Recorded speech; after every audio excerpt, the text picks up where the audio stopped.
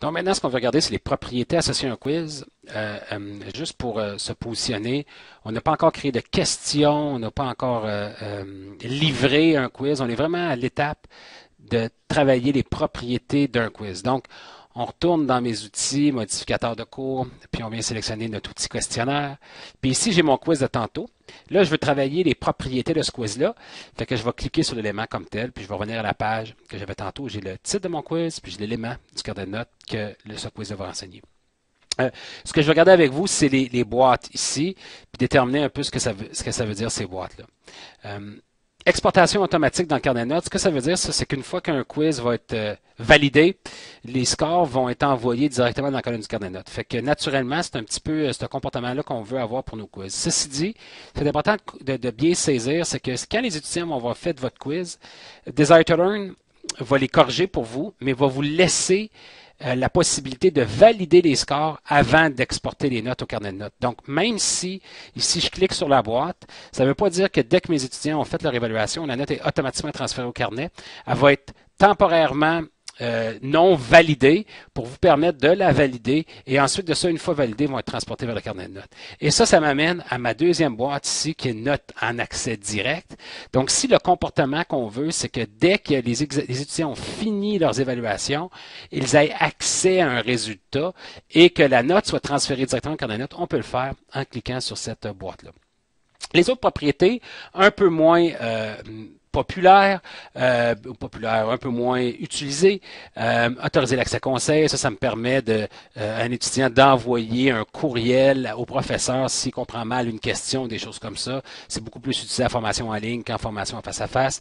Déactiver clic à droite, puis la question des télévertisseurs, les alertes, ça c'est pour ajouter des paramètres de sécurité à l'évaluation. Et ici, les messages, c'est si on veut envoyer des instructions aux étudiants avant qu'ils fassent l'évaluation. Par exemple, pas le droit d'utiliser le livre, le droit d'utiliser le livre, et ainsi de suite. Donc, ça, c'est pour les propriétés de base. Ensuite de ça, le prochain volet, qui est très intéressant, c'est restrictions. Donc, restrictions vont me permettre de définir des dates à laquelle mon évaluation est disponible. Donc, je pourrais dire à partir du 2 octobre à 15h31, qui est maintenant, jusqu'au 2 octobre à 15h50. Puis ça, ce que ça va faire, c'est que l'évaluation va être disponible pendant ce 19 minutes-là. C'est ça, ce 19 minutes-là. Donc, ceci dit, il faut également que l'évaluation soit considérée active pour que les étudiants puissent accéder à l'évaluation. On en parlera plus tard. Puis, quelques autres propriétés rapidement. Lockdown Browser qui me permet d'utiliser l'environnement sécuritaire pour livrer les évaluations.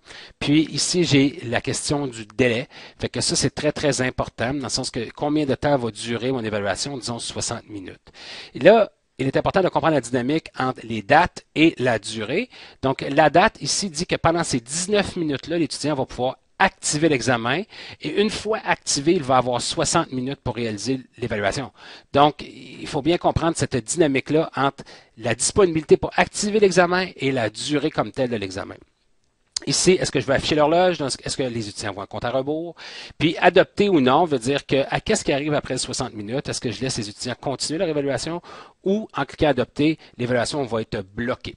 Donc, normalement, nous, on laisse les étudiants quand même répondre et soumettre leurs examens après l'heure de tombée ou après les 60 minutes. Ici, la possibilité de gérer les soumissions en retard. Est-ce que je veux que ce soit une soumission automatique après 60 minutes et ainsi de suite.